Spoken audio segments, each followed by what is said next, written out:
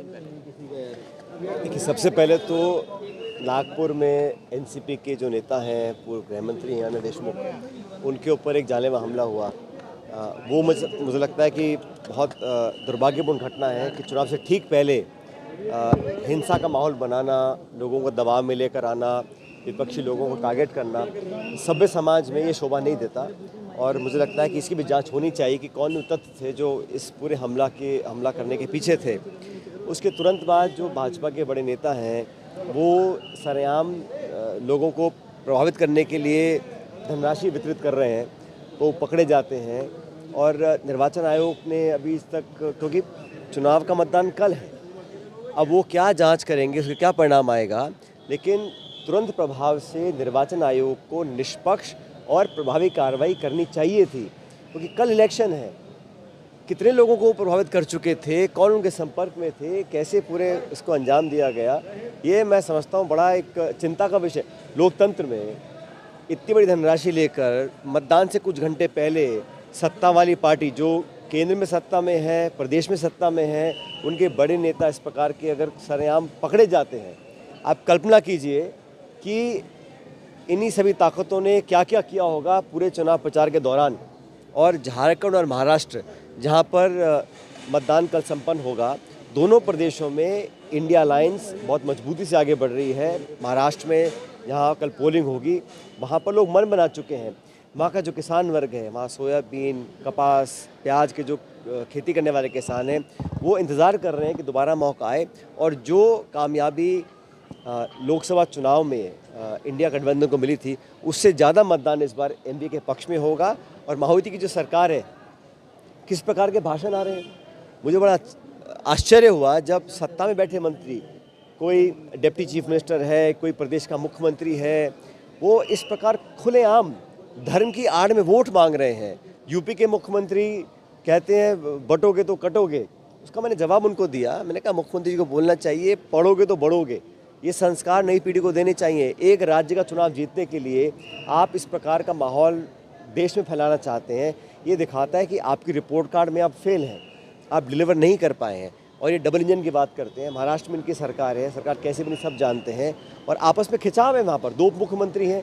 आज तक भी सत्ताधारी गठबंधन ने ये घोषणा नहीं करी कि सिटिंग जो चीफ मिनिस्टर है वो आगामी मुख्यमंत्री बनेंगे कि नहीं बनेंगे।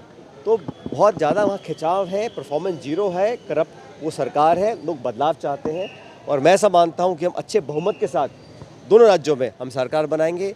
जो उपचुनाव हो रहे हैं, वायनाड में, केरल में प्रियंका जी लड़ रही हैं, बाकी राजस्थान में है, यूपी में, हर जगह उपचुनाव है, वहाँ पर भी हमारी पार्टी का परफॉर्मेंस बहुत अच्छा रहेगा। महाविकास अघाड़ी कितनी वहाँ पर प्रबल है, किस तरह की जो माहौल वहाँ पर देखा गया महाविकास? कुछ महीने पहले जो लोकसभा के परिणाम आए थे, आप अगर उसका सिर्फ आकलन करें कि कितनी विधानसभा सीटों में हम लोग लीड कर रहे थे, तो बड़े अच्छे बहुमत के साथ हम सरकार बनाने वाले हैं। महाविकास अघाड़ी का हमारा जो 5 गारंटी हैं, हम लोगों ने जो एजेंडा रखा है, जो हमारे उम्मीदवार हैं, जो हमारा कैंपेन रहा, और जिस प्रभावी तरीके से राहुल गांधी जी ने, प्रियंका जी ने रोड शोज़ किए हैं, जो भीड़ आई थी, मुझे देखकर तो ये मैं आसानी से कह सकता हूँ कि माहौल हमारे पक्ष में है। और जो मतदान कल होगा वो भी हमारे पक्ष में ही होगा। राजस्थान उपचुनाव को लेकर भाजपा के प्रदेश अध्यक्ष ने आज कहा है कि महात्मा गांधी और नेहरू ने देश को तोड़ने का काम किया। ये देखो शोभा नहीं देता। एक प्रमुख दल है बीजेपी, वहाँ के एक प्रमुख नेता हमारे उन पुरुषों को जिन्होंने सब कुछ अपना कुर्बान किया देश की आज़ादी में, देश के प्रथम प्रधानमंत्री थे, राष्ट्रपिता थे, अगर ऐसा कहा है बड़ा दुर्भाग्यपूर्ण है। तुरंत उनको माफ़ी मांगनी चाहिए। मैं तो बल्कि कहता हूँ इसमें जो भाजपा का शीर्ष नेतृत्व है उनको माफ़ी मांगनी चाहिए। अगर भाजपा के किसी भी व्यक्ति या नेता ने महात्मा गांधी या हमारे राष्ट्रपिता महात्मा गांधी या नेहरू जी के खिलाफ ऐसी बात की है, ये शोभा नहीं देता। और पूर्वजों को गाली देना कोई नई बात नहीं है, लेकिन थोड़ा बहुत इतिहास को सम्मान देना चाहिए। और वर्तमान की अपनी फ्रस्ट्रेशन और भड़ास निकालने के लिए आप पिछले युग के जो स्वतंत्रता सेनानी थे, जो फ्रीडम फाइटर्स थे, उनको बुरा भला कहना अगर कहा है तो बड़ा गलत कहा है। बीजेपी के प्रदेश प्रभारी राधा मोहन अग्रवाल क्लीन चिट दे रहे हैं विनोद तावड़े को, कह रहे हैं कि बोले राष्ट्रीय महामंत्री का भी पैसे लेकर के थोड़ी जाता है, बोले मैं भी हूँ। मुझे पता नहीं कि कौन किसको क्लीन चिट दे रहा है, लेकिन ये सरकार का सिस्टम ही ऐसा है।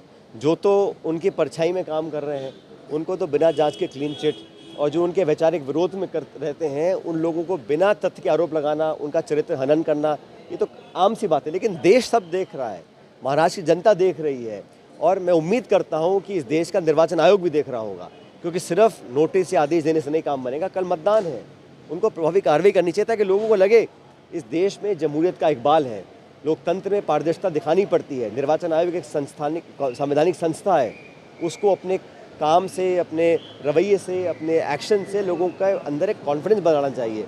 अगर इतना होने के बावजूद भी कुछ नहीं करती है इलेक्शन कमीशन, मैं समझता हूँ बहुत दुर्भाग्यपूर्ण होगा। लेकिन मैं फिर कहता हूँ, मेरा भरोसा देश की जनता पे है, महाराष्ट्र के लोगों के ऊपर है, वो सब देख रहे हैं और सही निर्णय करेंगे। Sir, SDM